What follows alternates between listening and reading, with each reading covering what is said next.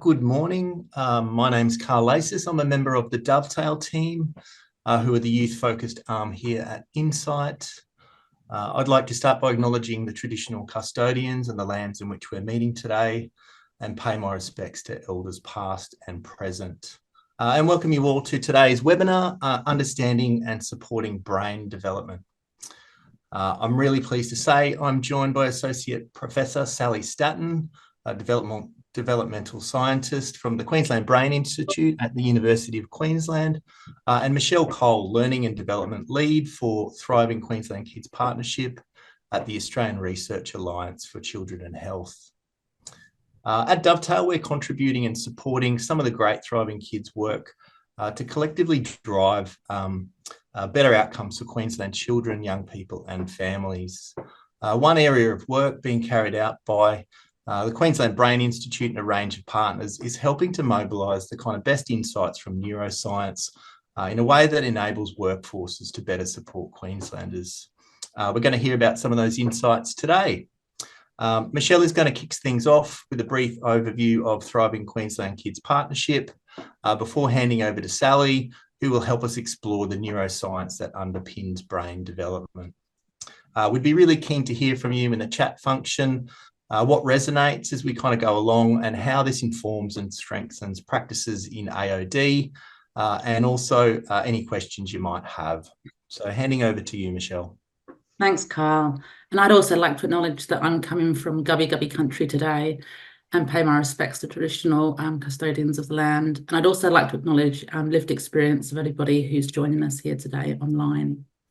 So Thriving Queensland Kids Partnership, as Karl mentioned, is an auspice of ARACI, and we are a systems intermediary. So and our purpose is to catalyse systems to change the odds for Queensland kids to thrive. So what does that mean? So we've taken all systems a holistic and ecological view that's based on the Nest Wellbeing Framework, which you can see there on the screen. And you may be aware of where it's been used recently in the Growing Up in Queensland data framework and the Australian Child and Youth Wellbeing Atlas that was launched last week. Our aim is, we use three words repeatedly, connect, catalyse, learn. So our aim is to connect with partners across the system and bring them together to learn together and to catalyse existing work. So for example, with the wonderful folks at Dovetail and the wonderful folks at Queensland Brain Institute. Catalyse, how can we amplify existing work? There's a lot of great work happening in the ecosystem here in Queensland. We're working with a national partner, Emerging Minds, at the moment with one of the projects that we'll talk about at the very end of today's webinar, Enabling Workforces. And one of the leads from them often refer to, the work that's happening here in Queensland really is incredible with the way the system's catalysing and learning together. So the other aspect is we learn in how can we collectively learn together as a system? How can we continue to learn? How can we continue to strive for a system where all children and young people are thriving? And we do that through a number of levers to shift systems and threads and weaving those together. So I'm not going to talk about all of the levers today because I really want to leave enough time for Sally to go into the really great richness of today about brain development, but it's worth just contextualising that this work sits within the Stronger Workforces lever and also within one of the threads that we use with brains and also knowledge and skills. So one of the initiatives through Thriving Queensland Kids Partnership that we're going to talk to today is the Thriving Kids Brain Builders Initiative, which is led by Sally and the QuIVAA team.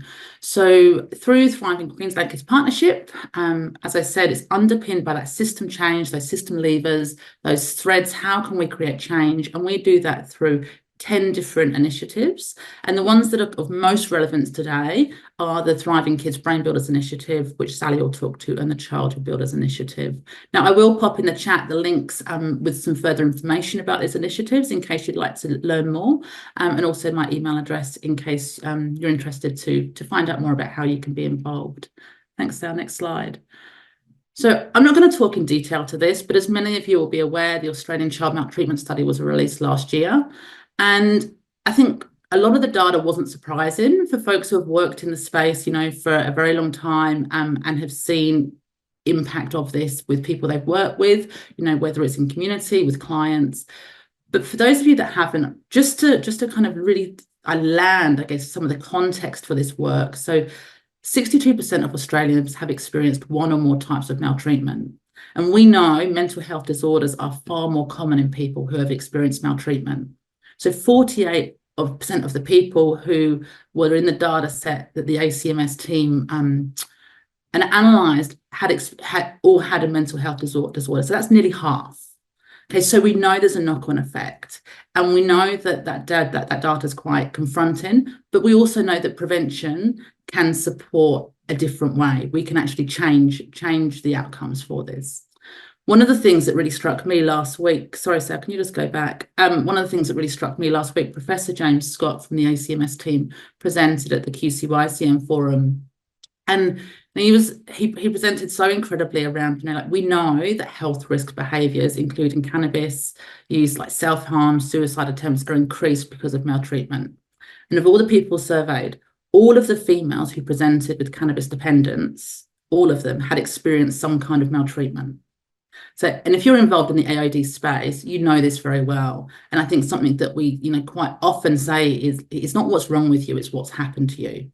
Now, at the same time, we've got that tension, but we've also got the tension that workforces and organisations, systems are also trying to deal with those demands. They're also trying to, deal with, and support families and communities that are experiencing early and chronic stress and distress. I think, the elephant in the room here, like, we're still actually experiencing the knock-on effects of COVID, and I think that's something that's more and more apparent. There's high levels of worker anxiety, stress, exposure to psychosocial hazards, staff turnover and absences. So I think Karl said it brilliantly in a catch-up we had earlier this week. This is about us collectively. This is not just about the people over there. This is not just about a group over there. This is about all of us collectively. And I think one of the things that, certainly through the Brain Builders piece of work that we're leading and galvanizing is how can understanding brains, resilience and trauma help to change the odds for all of us? How can we develop our understanding of that to make it that in 10 years' time, this data says something different, because we know that prevention can have an incredible impact on that. Next slide, please, Sal. So the data is a pretty grim picture, but we know that prevention can create change, and working across the system to address those wicked problems can have positive outcomes. Like, it's okay to not be okay. So how can understanding ourselves and others help weave a different story of brain health and healing? We love this quote by Ella Nost, and in particular, like, we are the story weavers of this generation. So how can we collectively wield our looms with the bravest love and fiercest hope imaginable? How can we be of service to do it differently? How can we support the workers and the families and the children within our system and ourselves to do things differently, to enable all children to thrive? Now, one of the ways that we're doing that, as I mentioned, is working with, the incredible folks across the ecosystem, including Sally, Karl, Emerging Minds, Yellow, and also learning from international partners who have been leading this work for a number of years. So we're very much here not to duplicate, but here to connect and catalyse and learn, including from those international partners such as Alberta Family Wellness Initiative, who have been leading development of brain development and implementation and resilience across the system in Alberta and Canada for the last 10 years. I've popped in there a QR code for those of you who are interested in reading those reports around how it's been applied at an individual and organisational and a system level. They've also been doing some work with the Canadian Centre for Substance Abuse around understanding brains, and we can send that PDF of that report with our post-webinar resources. I'm going to pass to Sally, who's going to share more about the Brain Builders Initiative and understanding brain development. Thanks, Sally. Thanks, Michelle, and thank you for positioning this in part of a very big body of work and activity happening in this space. It's really exciting to play a very small part in. So I'm going to talk to you today about the Brain Builders Initiative. Before I start, though, if I can go to my next. There we go. I do want to acknowledge the Turrbal and Yagara people of the lands in which I'm joining you today, and pay my respects to elders past, present and emerging. So today, what I'm going to do is hopefully describe a little bit about the Thriving Kids Brain Builders initiative and the activities that we're doing that you may wish to engage in different ways. Where I'm also going to talk to you about what neuroinformed policy and practice is, and that's something that underpins the work that we do, and also what it's not. I'm going to share with you some foundational knowledge around brain development, and I do acknowledge this is very foundational. Some of you, it will be hopefully reinforcing things you already know. Hopefully within there, there'll be some insights and some opportunities to reinforce and reaffirm the role you play in the system to support young people, and also give you an opportunity to reflect on, and at the end, hopefully to discuss how we can apply some of this knowledge within the practice and the space that you work. I do also want to acknowledge that I come to you today as a developmental scientist. I am not a practitioner, and I am also not in the alcohol and other drug space. That's not my background. I'm actually in the early childhood space. Within that, I do acknowledge that amongst those joining and making the time to join with us today are those with their own perspectives and stories and their own lived and professional experience of this space. I will do my best to be extremely respectful of that in the language I use, but please forgive me if I make any mistakes. I'm sure Karl will point them out as I go along, because I think there are always sensitivities and particular ways of thinking and doing within different fields that when you come into a space you may not know. So I'll do my best, but please be tolerant of me. Obviously, if you ask questions, being respectful of how we share and learn is really important, and those opportunities of reflection I really encourage you to take. I also encourage you to care for you and to check in with yourself as we go along, to step away if you need and seek support if you need, if there's anything that is triggering for you from today. So the Thriving Kids Brain Builders initiative is a really interesting piece to be leading and be part of, because unlike most of the work that I've done in the past and that we often do, it's really thinking about how do we move from that really deep work that's really, really important within fields to actually think about how can we move across the breadth of systems that children and young people interact with. Because what we know and increasingly are aware of is that when systems work together and the different parts that support and of the system that children and young people interact with work together effectively, we can have the best outcomes for children and young people. However, we do historically have a habit of sitting in very distinct silos and not necessarily always having the language or messaging or common knowledge articulated in a way that we can sort of see the connections across. So Thriving Kids Brain Builders initiative at its heart is really about using understanding of brain development and brain science as one way into building that common knowledge, common language, and common messaging. It is, as said, other family wellness initiative that's been running for well over a decade now in this space, but also other examples through the Centre on the Developing Child frameworks, and also work done in the UK through Oxford as well. There's three aims to the Brain Builders initiative. The first is to build widespread neuroscience understanding for children and people, and that's where neuroinformed policy and practice comes in. I'll define and explain what that is in a minute. To build capabilities to embed neuroscience across places, spaces and workforces, and our focus and remit at the moment is in Queensland, but obviously there's implications beyond. And to also, and really importantly, leverage the existing expertise to enable that large-scale and sustainable practice and systems change. And there is a link and a QR code there if you'd like to know more about brain builders. So for us, brain building is really about going under the how we do things to the why we do things. And the reason we want to focus on why is because that's where we think we can get this commonality, where we can see how we all play different but important roles for children and young people. We think it provides an opportunity to consider and try new ways of doing it. But equally importantly, it also reinforces and strengthens the work that is already done really, really well across the system. It's intended as an opportunity to build common language, knowledge and messaging, and really focus on putting the child at the centre, or young person at the centre of what we do. And ultimately, it is really about this idea that we have a collective responsibility, every single one of us that interacts with systems that support children and young people, or interacts with children and young people directly. Every single interaction we are having is building that child's brain, and so we all have a collective role to play. There are 6 elements to brain building project, and I'm not going to go through each of those, but again, if you'd like more information, you can go to the website on those.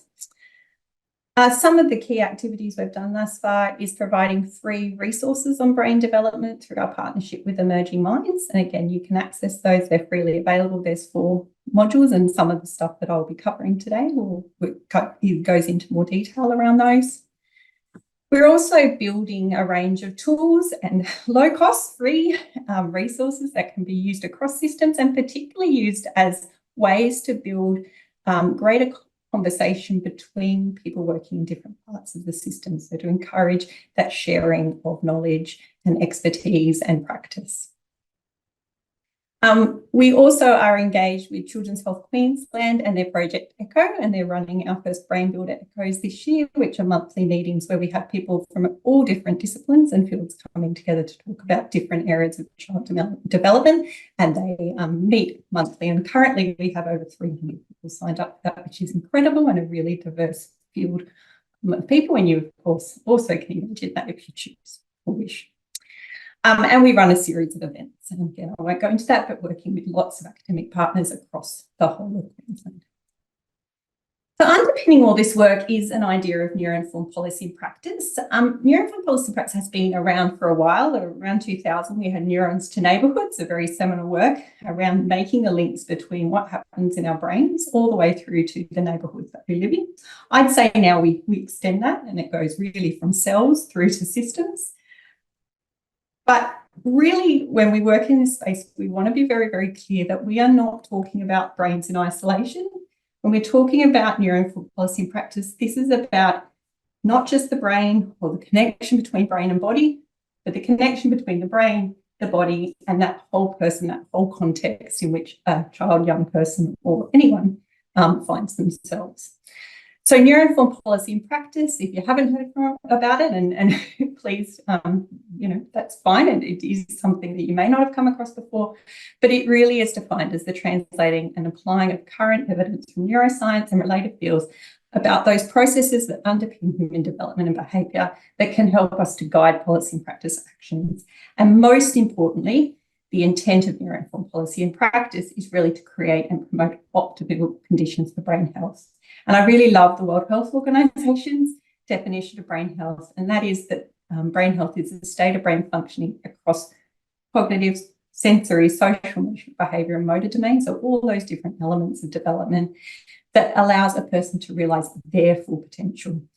And this is irrespective of the presence or absence of disorders. So it's not saying that we have a one-size-fits-all for people of what we're aiming, but that we meet people where they're at and that we give them those environments and opportunities to thrive. Within neuroinformed policy and practice, there are some key knowledge bases, and these are 12 that we've identified. And today I'm going to very quickly, in a very short period, touch on about 6 of those, although I do think there's several others that these are some key ones that I'll go through today. So before I go into some of this science, I do want to make a really overt link to the area of alcohol and other drugs. This space and this application of neuroscience to policy and practice actions is actually really strong in the space of alcohol and other drugs. And there's lots of different areas that I could be speaking about today. So we know that there's a lot of work that gets done in the perinatal period and exposure to alcohol and other drugs and how that influences the developing child. There is this middle space, which I'm going to talk to today, which is around that social context that children live in and the way that trauma and adversity and those positive and negative experiences that we have build our brains and lead to a range of different needs and outcomes that can underpin decisions we make around alcohol and other drugs later. And there's also this compensatory and impact space. And again, I'm not going to speak on that end of it, but I do want to acknowledge that there's a huge amount of work that gets done in that space also. I also want to acknowledge that I was sent in preparation to some fantastic resources, and if you may be all over this being part of this group, but from Karl, there is I'm going to focus Lacis on, to be honest, this fantastic video that's been put through from Dovetail about trauma in the brain that I really encourage if you haven't seen it. It's just beautifully done, beautiful artwork. And also the youth support and advocacy service resilient-based practice framework is a really important point underpinning the work that you do. Okay, so we're going to move to brain development. Brains develop incredibly rapidly across the first few years of life. We go really from one cell at conception to 86 billion cells in adulthood. So a lot of different opportunities for all sorts of connections that happen. In terms of the rate of this, by the time we're born, so we actually do a lot of development and laying down of cells in those first 9 months of life, but by the time we're born at birth, we've only got about a quarter of our brain size developed. Size is not everything, but it is part of the picture. Across the first 2 years of life, we go from 25% to 80% of the mass of the brain being developed, so 80% of an adult size. We do reach our full size for our brain of 14, but the really rapid development of the brain continues at least till 25. I'd like to hope it goes beyond that, but we really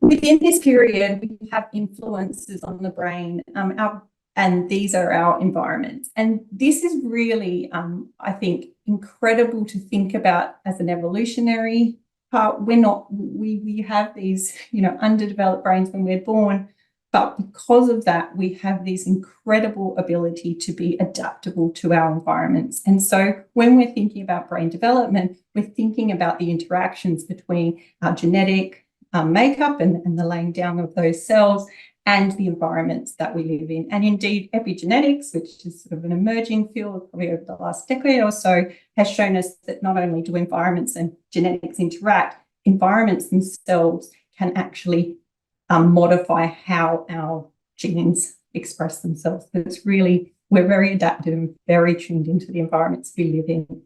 That means that we have this incredible potential to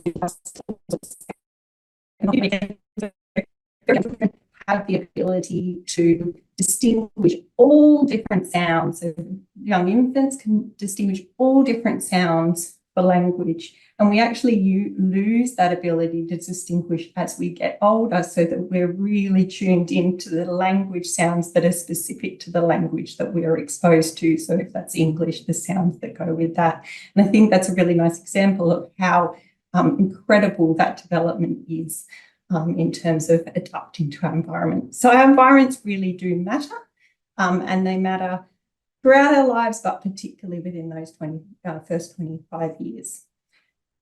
Now, we do have within our development sensitive periods. So we know that the first 2,000 days, which includes our perinatal period and early childhood, are a big sensitive time for brain development, where we are particularly influenced by our environment. And this has really underpinned huge investment into the early years space. We see this as our first window of opportunity, but what's increasingly becoming apparent is that adolescence actually is also an incredible opportunity for brain development. The processes that occur during puberty allow us or initiate this huge process of building our synapses, so our connections in the brain, and also pruning, so defining, what we focus on. And that neuroplasticity is really, really pronounced during that period.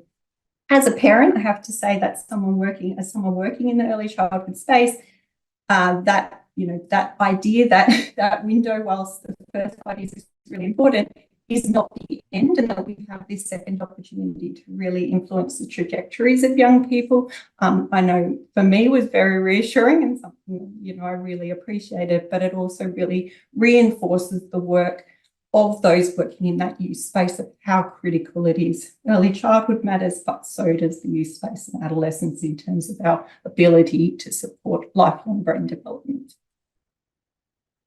So I'm going to shift from that to stress, and thinking about stress as one particularly important part of the picture of brain development. Now, when we think about stress, stress is not all the same, although I will counter that with saying that the response in our body, at least initially, dependent on the stress, it doesn't differ. Our bodies see any kind of stress as being putting us into a place of preparedness. But there are sort of three levels of stress when we think about stress. We can have positive stress, and these are our everyday sort of challenges that we come across, getting stuck in traffic this morning, dealing with Teams, and downloads of electrical files, our slides. Those are sort of brief and moderate, mild to moderate magnitude stresses that usually we also have what we call tolerable stresses, and we can argue that this is great language, but it is important to understand that there are some negative experiences that are greater than sort of those positive stresses, those everyday challenges that help us to come up with creative ways to get through life. And these can be quite pronounced, but are usually things that we can overcome with the help of supportive relationships to recover from those experiences and the supports that are in place. And the third group is a group that we call toxic stress, and these are our strong, frequent and prolonged chronic stresses. And these are particularly problematic where we have stress in the absence of protective factors that can buffer and support an individual. Now, I should say that whilst we can give rough examples of what sits under each of these, the extent to which different experiences perceived as positive, tolerable or toxic will be different for different people. And it's not on us to make a distinction of that. That's a perception of the individual. These are subjective and really will come down and reflect the history, the sensitivity, the interpretation of events, and really importantly, the availability of support when those events occur. Now, stress, as I said, is actually experienced in the body, irrespective of which one we're talking about in a similar way. However, the implications of these different stresses can differ. So stress isn't just what occurs in our mind, it's what happens, it happens throughout our entire bodies. And in fact, all different parts of our bodies come into play when we experience stress. So our sympathetic nervous system is really constantly working to detect all the environmental changes that might be cues for us, that there's something that we should be concerned about or alerted around. If they detect threat, this leads to an increase in cortisol and other stress hormones that are there, and they're adaptive and they're intended to put us on high alert. The limbic system helps us to react to the threatening situation, and it will trigger our fight, flight, or freeze type responses, or withdrawal responses is another way that we can respond as well. And this is really important because it's a protection, but it also is something that's very deeply linked with our learning for how we should act in the future. And of course, for children who experience chronic stress, as we'll see, that means that our brains are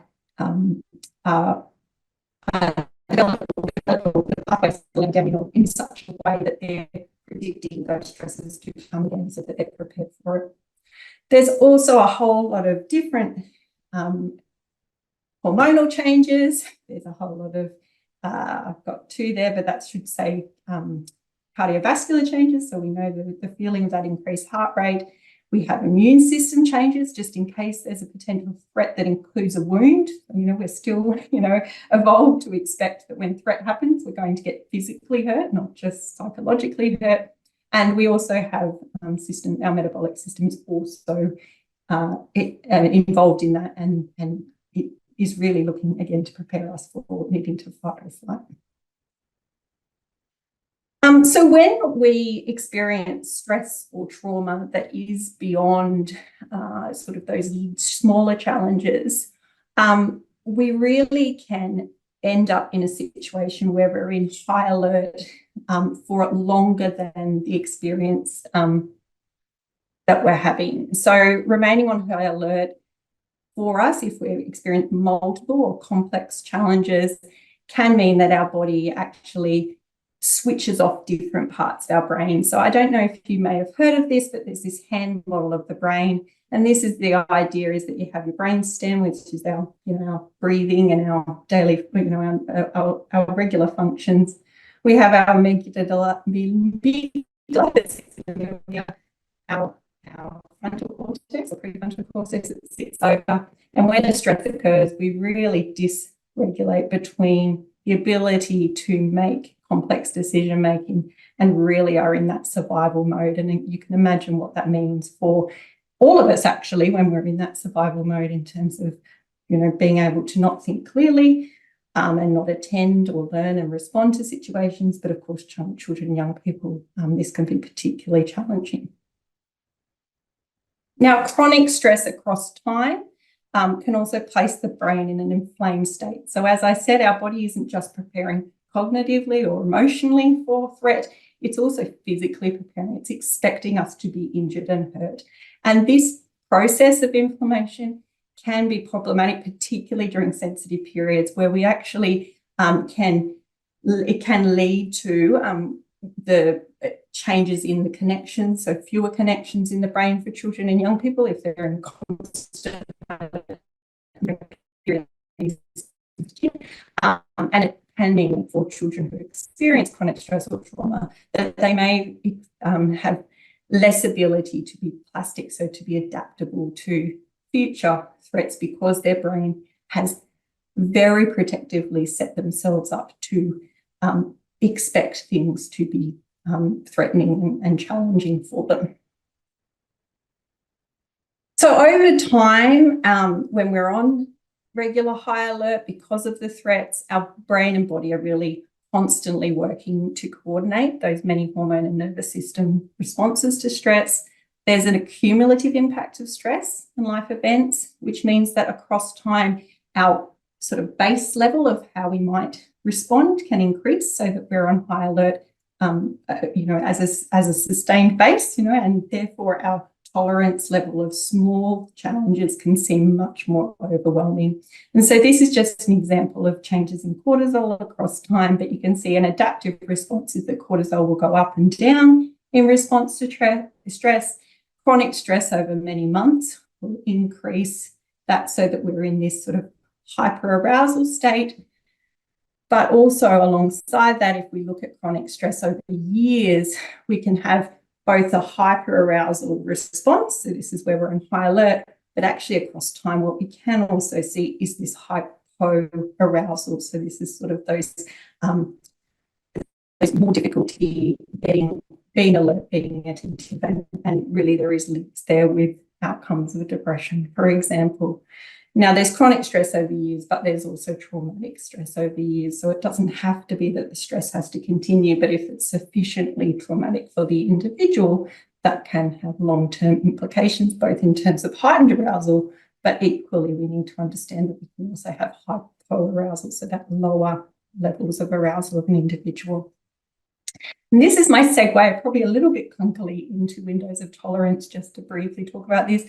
This is an idea that's been sort of developed in terms of thinking about where we sit as an individual and essentially trying to capture that idea that we can have people that are sitting and a tolerance for moving into that hyperarousal state where they're going to be in fight, flight, they're going to have impaired judgment, they're going to be taking risks, that feeling that things are too much and being highly reactive. We can sit in that space response where we feel that numbness, the depression, hopelessness, etc. And whilst I don't work in the space of alcohol and other drugs, Karl, you might want to jump in, don't have to do it now, but maybe at the end. But I imagine for those in this space that some of the behaviours we might see for young people could be compensatory, I imagine, for, sitting either in that hyperarousal or that hypoarousal state. I don't know if you want to jump in there, Karl, and make a connection there, or we can come back to that. I'll keep rolling, Sally. I'll make some comments at the end. Yeah. Thank you very much. All right, so we've sort of talked about stress generally, and we've talked about trauma, and trauma is slightly different to adversity, which I'm going to move on to today. So just to be very clear, adverse experiences that we're going to talk about today are really these contextual things that can lead to trauma or might be associated with trauma, but they don't necessarily go hand in hand, trauma and adversity. You can have adversity without necessarily having trauma. Trauma is that, that really intense experience that you have of being under threat or fear of death. There is a subjective element to that of how you experience that. And also, I'm going to talk in a minute about that trauma and stress and adversity doesn't necessarily lead to negative outcomes per se, although I think it's a lot more challenging if you have experienced these things. So adverse childhood experiences is a space where it's really been thinking about what are the things or the contexts that occur for a child and young people, a young person across time that can lead to our poorer negative outcomes. So these are really risk factors. They include those a range of traumatic events such as abuse and neglect, but they also include aspects of the child's environment that can particularly undermine their sense of safety, stability and bonding. That's really, really critical. One thing I do want to point out is that ACEs typically cluster together. And so whilst we tend to think about these as discrete things, it is very likely that if a young person is experiencing one of these things, they are going to be experiencing multiple. And that means that there's a real complexity when we think about adverse life experiences. I also want to acknowledge that this is not a complete list in any way, shape or form of the adverse experiences or perceived adversity or traumas that someone may have. These are just the ones that have been highly studied in research, but again, we have to be very mindful of people's subjective experience and how they interpret the different events of their lives.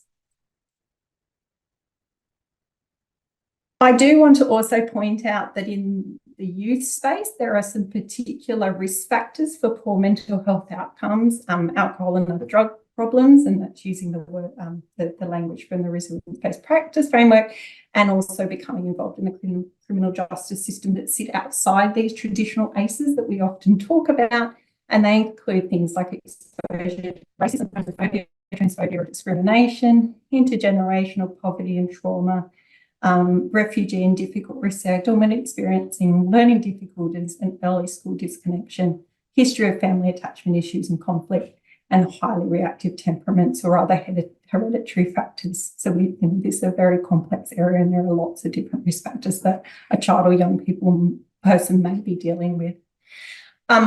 Those ACEs can accumulate and their effects can last long beyond the time of experience. And I won't go through that because this is really that process that we were talking about before in terms of those ongoing effects of stress on the brain and the body. But what we do know is that when a child or a young person experiences 4 or more of these adversities, they are at much higher risk of a range of health outcomes and functioning outcomes. You can see the list there, and that's based on a report from Children's Health Queensland. I do want to also point out, however, that there is not a one-size-fits-all outcome for people who experience adversity and trauma. So different outcomes may result from different experiences. And this is where we play a really important part as part of a system that sits around children and young people in terms of the difference we can make in those trajectories. So some of us play a role in reducing ACEs, but some of us, and hopefully many of the people joining today, play a really important role in providing the protective factors that we also know can change the trajectories for children and young people who have experienced these adversities. So papers, I love their acronyms, is really focused on the protective childhood experiences that we know can make a difference to a child or young person's life, even in the presence of adversity or trauma. The list here, again, are things that we have studied that we know are protective factors, but they are in no means the extent of that. They are simply the ones we have really good evidence for. So having at least one safe caregiver is really important, and it's important to note that not all caregivers, of course, may be safe, but having at least one is associated with better outcomes for children and young people. Having one good friend, having comforting beliefs, enjoying school, in connection with school, having a caring teacher, having good neighbours, having an adult who is not a parent or caregiver who can provide support, having opportunities to have fun, Sometimes I think we under appreciate some of the things that we see as just human sort of niceties, but actually really fundamental to good brain health. Having a positive self-concept and having a home routine that is predictable have all been shown as being protective. And I've also put up there the resilience-based practice framework, and you can see that link there between the person and those core sort of dark green ideas of stability, agency, participation, connection, identity, and safety as being really key as protective factors.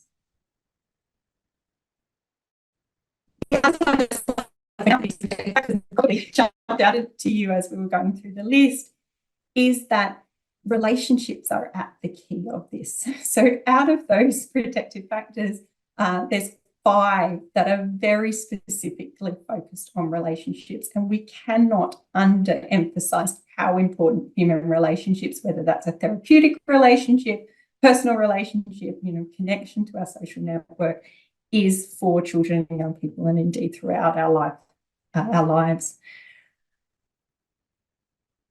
So relationships I'm going to touch on just very briefly before I move to the last bit, but really are a really core source of a range of things for us and as humans and for our brains. They are our opportunities for co-regulation, and we often talk about co-regulation, I think, in sort of those early years and babies, and this is this idea that through our own emotional response, we support a child's ability to emotional respond. But I would like to encourage you to think about co-regulation as something that's relevant to youth and young people, of course, but actually to all of us throughout our lives. And that means even within our workplaces. So where we interact with other staff members, our ability to work together to co-regulate and be thoughtful of our emotions is really, really powerful. And it's powerful for social learning, but it's also powerful for modelling how we respond to challenges. Our relationships provide buffering. They provide opportunities for processing things that we have gone through, for those connections, identity, sense of self, and many, many other things. So I really want to encourage, for those of you who work in that space of building relationships with young people, you are playing one of the most vital roles that young person can have in terms of their brain development. So that shifts us, I guess, to the very final piece I want to cover today, in this whirlwind of brain development, and that is looking at resilience. So resilience is the process and outcome of successfully adapting to difficult and challenging life experiences. But I want to be very clear, we use resilience a lot in a lot of areas that we work in. But for us, resilience is not an absence of emotional negative response. And I'm going to talk through that little figure on the right in a minute. It's also not a personality trait. We often talk about people as being resilient or not resilient, but the truth is that for all of us at different points of our lives, our ability to show resilience can differ and really will reflect the context that we're in. And in this way, resilience is not static. What resilience is culturally defined. So we have to be really mindful that what resilience looks like for one person in one part of the world can differ, and I'm going to be very thoughtful of that. It's different for different people. It's influenced by our contexts and systems, and really is best achieved when parts of the system work together. Now, in terms of resilience, this is a one way of thinking about it, and this is a measurement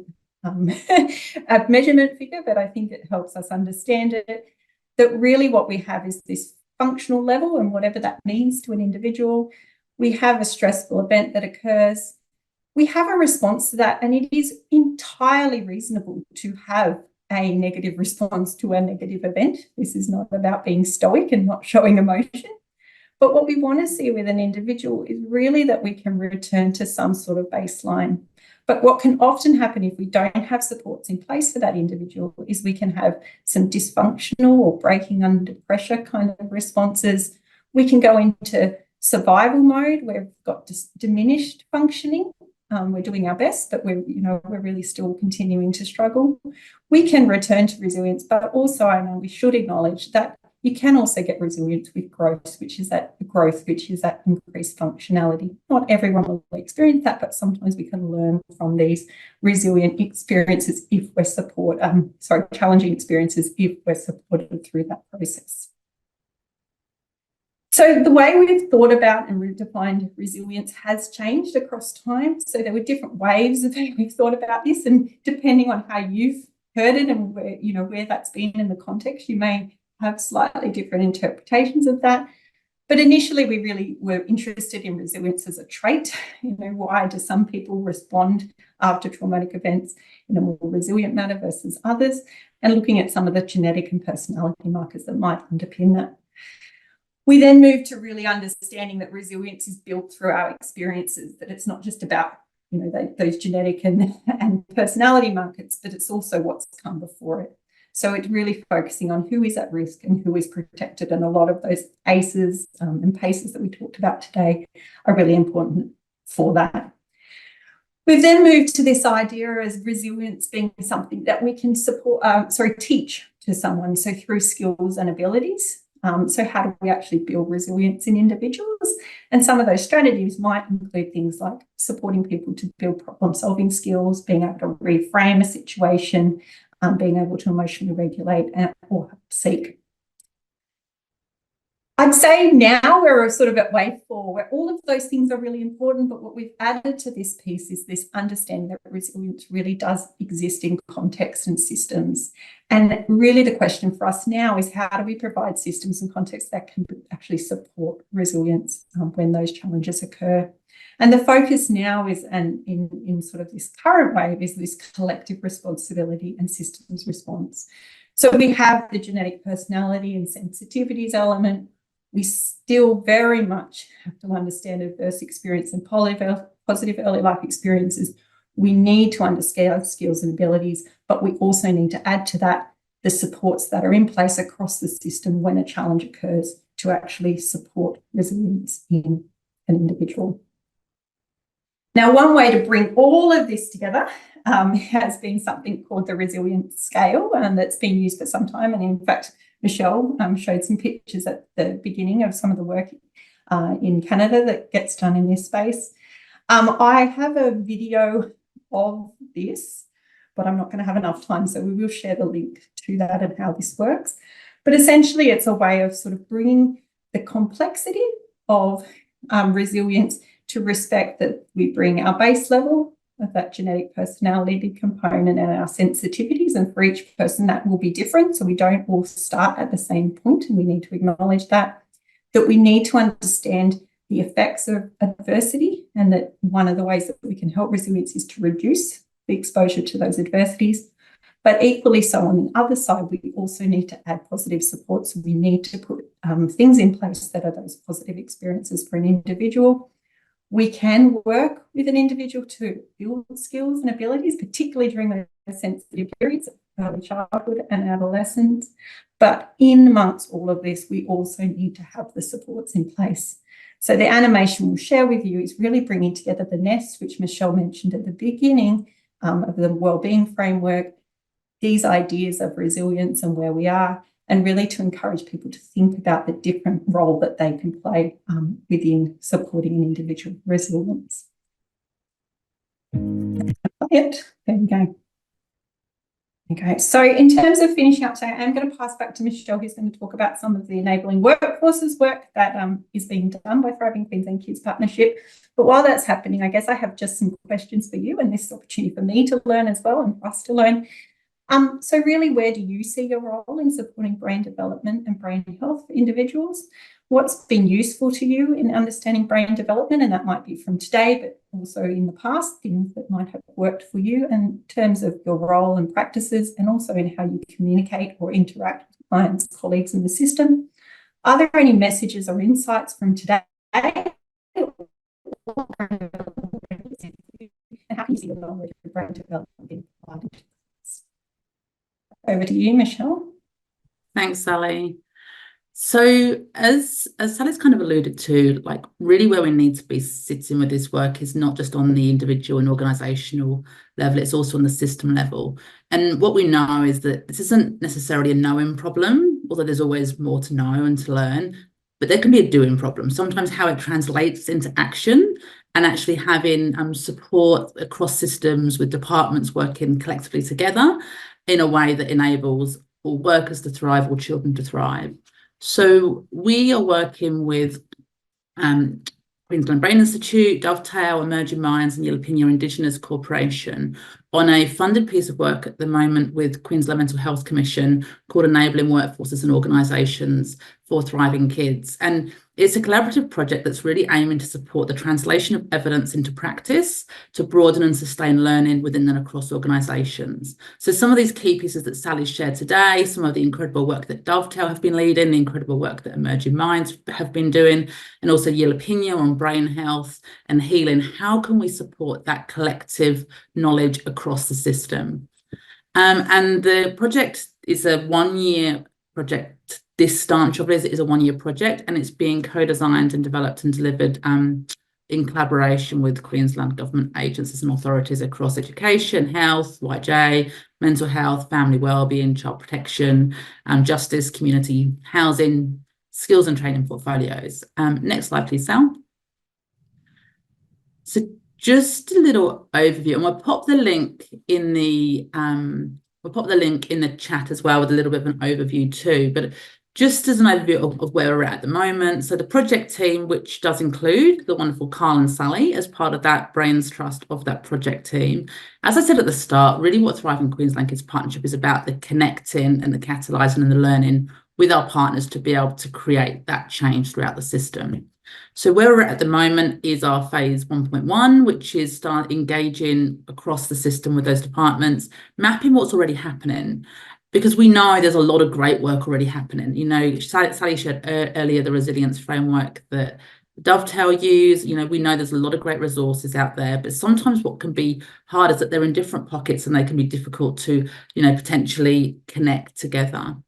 So then using that understanding of what's already out there, we're then working collectively with the partners and government agencies to co-design a package using those pieces that will be aiming to focus on how we're translating brain health, resilience, those 12 components that Sally spoke about earlier, into a really tangible way to help build workforce capability. Now, the piece we're holding very much at the same time is workforce capacity, because obviously, you know, as we've spoken about already, the systems are busy, workers are busy and crowded, and there's a lot of knowledge already out there. So how can we connect those together? And the second part of the project will be really moving towards what's that offering, having an e-learning hub, being able to have resources and, you know, videos that can be uploaded into existing learning management platforms and can be used by existing workforces, and then supporting implementation and delivery of that. So if you'd like to learn, know more or be involved, my email's on the next slide and I'll pop it into the chat. But we'd love to hear from you if this resonates with work that you're leading or you'd like to be involved. Sally or Karl, is there anything else you want to add to that? Yeah, look, I'll jump in there. And with the short time, maybe if you just pop up those reflective questions again, Sally, because they're really, really useful. And in the time we've got remaining, some people might like to make some comments in the chat. Thanks, Michelle, for kind of outlining where the work sits within the Thriving Queensland Kids Partnership work, which people can kind of see there's a lot there. So go and check it out. And I guess, you know, to Sally, your presentation, you know, we've kind of been excited at Dovetail, you know, through our partnership to, you know, get to kind of experience and see a lot of these topics are familiar to us in the AOD world around stress, toxic stress, particularly resilience. But, yeah, you know, to kind of have them communicated or have them presented through, you know, 12 elements with the current kind of evidence behind it. And some of the ways that it's being translated and communicated, I think, makes us all kind of understand or uplift some of our thinking in this space as well, whether it's, you know, the roles that we might play in just forming relationships with young people and thinking about how we interact, you know, the types of micro skills that we might use or frames to engage with young people, ensuring that there's some playfulness and lightness in the way that we work with young people, being quite accepting and showing unconditional regard. There might be a whole bunch of behaviours going on, but our curiosity and, you know, the word empathy kind of comes in there as well in working with young people who might be experiencing, you know, a whole bunch of stuff going on. You know, those real kind of human contact points, but also thinking about resilience, and the resilience scale being one that we use and talk about, which can easily translate in being quite an empowering conversation with young people around, hey, you know, some things have happened to you. And I know in the comments, someone has kind of quoted that as something that they've really liked from the presentation. A good takeaway for them is also, well, hey, there's things that we can do, you know, there's skills that we can build, as well as build more of those kind of positive supports around them. I think really importantly too, also for the young people we work with, particularly in AOD treatment or other statutory systems, where we need the system to be working better, because we know that when there is better coordinated efforts between services, for those young people who experience high levels of vulnerability, that's how we get the better outcomes. For some of those young people, it's just about providing safety initially, and trying to support some kind of stability in their lives. And no one worker or one service can do that. It really is the system and coordination between services to enable that young person often to develop that kind of stability and enable them to develop skills with that stability, and, you know, greater participation, connection to culture, and all those types of things. So, yeah, thanks again for the presentation. It covered a lot of ground in there. I could probably keep going for another half an hour on that, but I might just quickly check out the chat if there's any other questions there. I might talk to, there was an earlier comment around around the elephant in the room, or, you know, the notion that, particularly when you look at the child maltreatment study, just bringing it back to, you know, we're a part of this, we're collectively in this. So it was the comment was around the workforce. You know, many of us are drawn to particularly the AOD field, who may have a lived or living experience of alcohol and other drug use or problems with substances. So the importance of worker wellbeing, and that's something that I know we're kind of talking a bit around, you know, just the unity, connectivity, and not really separating, you know, the work I'm doing with a young person and the importance of brain health, brain development, and how we might build resilience, but the workforce. And there's some great stuff happening in the lived and living experience there, but I'm also, obviously, all of us are, you know, collectively involved in our own considerations for how we, you know, look after our own brain health as individuals, as community members, and also our relationships with the people we work with, and also the young people that we work with. So thanks for that comment there from the people. I think we might, unless Sally or Michelle, you've got a final comment for us before we say thanks for joining us to everyone. No, just thank you for having us, and thanks to Sally for an incredible presentation. And I think I just echo the, you know, the conversation earlier this week. Like, this is about us, me and you, you and the children and the families we work with. It's, you know, as you said, Karl, this is a collective. So just, yeah, thank you for the opportunity for being here.